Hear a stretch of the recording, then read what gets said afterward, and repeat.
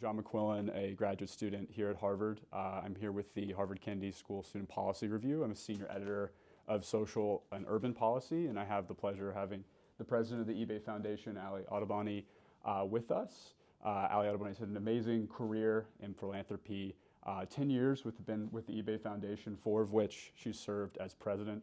She's also the founding member of Impact Table and Chief, which are both organizations dedicated to helping women leaders. So wonderful to have you here today. I just wanted to start off, you've been with the eBay Foundation for 10 years. Just what has changed, what has stayed the same during that period? Yeah, well, thank you for having me.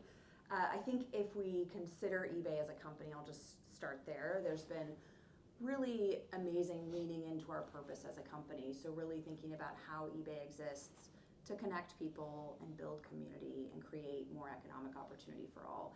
So the eBay Foundation is really a natural extension of that. And I think while we've had grant making focused on inclusive entrepreneurship and giving and volunteering programs for employees, we've really evolved our approach and our strategy and the behaviors that we lead with. So just one example of that, we have stepped into much higher levels of grant making, and we've also really leaned into trust-based philanthropy as practices and really a framework that we're trying to focus on and continue our evolution.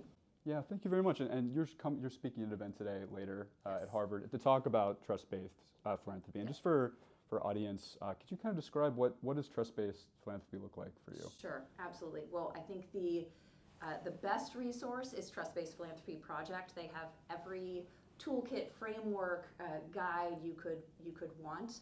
I think for us, the simplest way I think of describing it is it's really about relational grant making. And so how can we shift power dynamics that exist within philanthropy and move grant making to something that really leads with equity and really centers the expertise of nonprofits and eliminates a lot of the barriers that I think philanthropy has put in place for a very long time.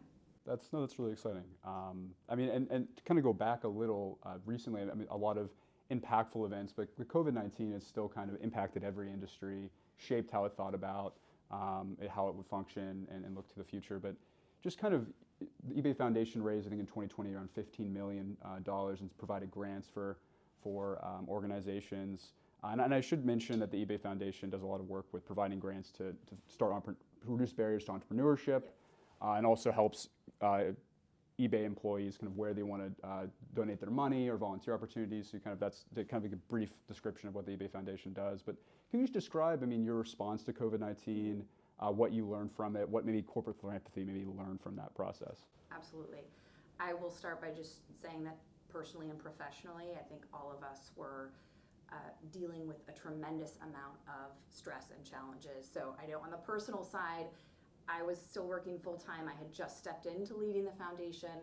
My husband was working full-time. I had 2 very young children at home without childcare. So just to shine the light on, we are all very human, and in these moments of, yes, we're stepping into greater leadership, but it was incredibly challenging, and I had a lot of moments of, as a team we call them wobbles, but really kind of questioning my own leadership, questioning what is the role and the responsibility that I have in the many roles and kind of hats that I'm wearing. I think a positive on the eBay Foundation side, it really allowed us to make some bold moves and do them as simply as we possibly could. And what's the simplest way that we can fund at a much higher level that doesn't put additional burden on the nonprofits that we're trying to serve? And so I think that also kind of laid the groundwork for us to have a more thoughtful strategic review, re-examine our role, re-examine our responsibility, that's set us up for just greater impact, and again, getting back to trust-based, just more relational grant making than we had been doing previously. Yeah, I really appreciate that. And one of the things that I think has been a conversation around corporate philanthropy for a while now is every kind of organization has detractors or criticisms. Mm-hmm. And so corporate philanthropy sometimes, people argue that it's a band-aid to issues and not solving root causes, that it's less transparent, that there might be more issues with fraud or kind of that there's more issues with corporate philanthropy than there are good. And I'm just curious, is any of that criticism warranted, and kind of what's your perspective on some of that pushback? I think it's warranted. I think if you just consider philanthropy, whether it's corporate or otherwise, historically it's been power and wealth concentrated among few and wielding that power over many. And so that's broken and problematic on a number of levels.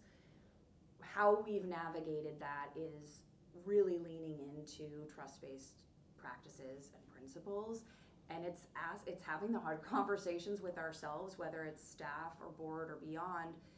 Where have we been part of the problem and not the solution, and how do we think about rebuilding or recreating in a way that is authentic and that is speaking to what nonprofits actually need versus wielding that power over other people. So that's just at a very high level. I see the criticism, and I think we should continue to push ourselves and push the field to re-examine and show up differently. Yeah, thank you very much. Another question I just like your perspective on is that in terms of you provide a lot of grants, and I think there's a larger discussion. There's a fair amount of academic literature and public discourse around accessing grants. So unrepresented groups, smaller organizations, for example, having trouble applying to grants, has quite an administrative burden, not just in the corporate philanthropy, but in the government sector as well, public sector. And so just what has the eBay Foundation done to make that more accessible? And just can you kind of describe some of that initiatives you're working on? Yeah, absolutely. So I think there's kind of two ways I'll answer this. One is just considering our strategy. So as you touched on earlier, we're really focused on removing barriers to entrepreneurship, particularly for people who identify with historically excluded groups. So if you just think about our strategy, what we're saying here is, how can we make entrepreneurship more open, more accessible to all?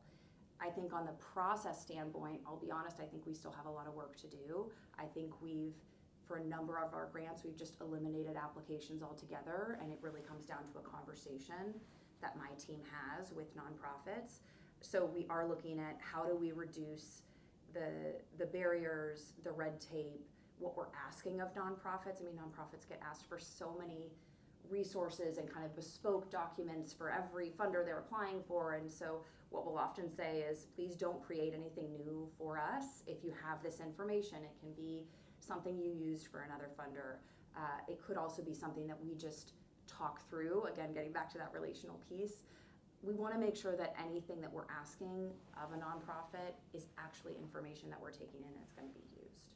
So I think we can still push ourselves on that. I think the other balance that we often see is, and I'm seeing more kind of some foundations moving to more open calls for applications, and I think that just has to be a balance of how much funding you actually have available. Because what I wouldn't want to do is have, say, an open call in a year where we might have limited funding, or we might be not stepping into a lot of new partnerships. So I think it's just really us having a balance of how much do we actually have available to give, and are we making sure that what we're asking of nonprofits is balanced in terms of the time that they have to give and the work that they actually need to be out doing in the field versus spending all of their time answering our questions.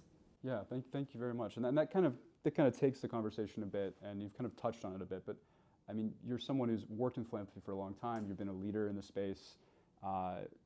Where do you see the future of corporate philanthropy? You've talked a little about trust-based as some kind of a change in the model, opening up accessibility, kind of maybe taking away some application processes that were creating barriers. So are you kind of optimistic about the future of corporate philanthropy, and just kind of what's your kind of vision for it right now?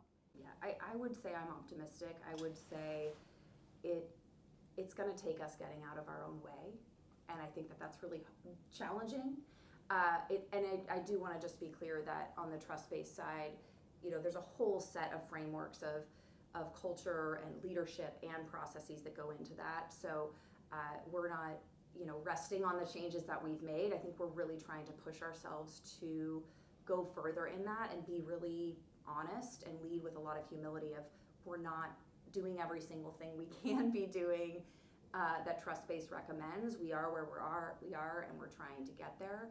So I think it's going to take corporate philanthropy continuing to have those challenging conversations with ourselves, with our boards. Where are we causing harm? What do we need to continue learning and really putting that into action? And I think trust just becomes a really important foundational piece in all of that. Okay, great. And just the final question I had before wrapping up is, I think it's really interesting.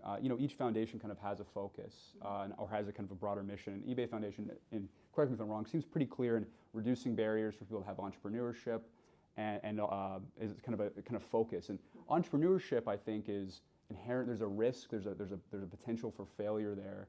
And so, just curious. When you're selecting organizations, when you're thinking about entrepreneurship, just kind of what does entrepreneurship mean to you, and why do you think that's important for the eBay Foundation? Yeah, that's a great question.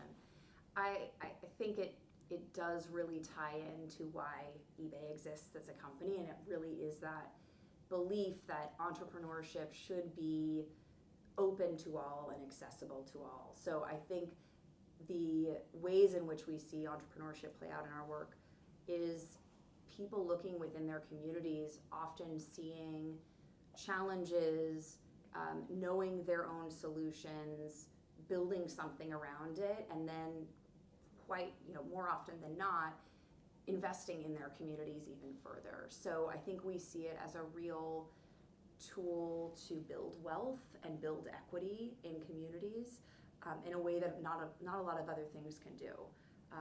I think on the other part of our work, which I haven't talked about as much, but on the employee giving side, I think it's really important for us to stand with our employees when they give and they volunteer. And so another big focus for us this year is, in the same ways we're trying to make our grant making more relational, where can we help our employees in making that giving and that volunteering really transformative? So it doesn't just feel transactional. It doesn't just feel like I volunteered for one day and now I'm back to the way things were. So that's just kind of a growing body of work that we're excited about building out. Yeah, thank you so much, Allie. It was wonderful to have you. I think at Harvard we're really trying to promote civic mindedness and leadership, and I think you've definitely demonstrated some of the things the eBay Foundation are doing. So it's an honor to have you, and thank you very much for your time. Thank you so much for having me. It's great to be here.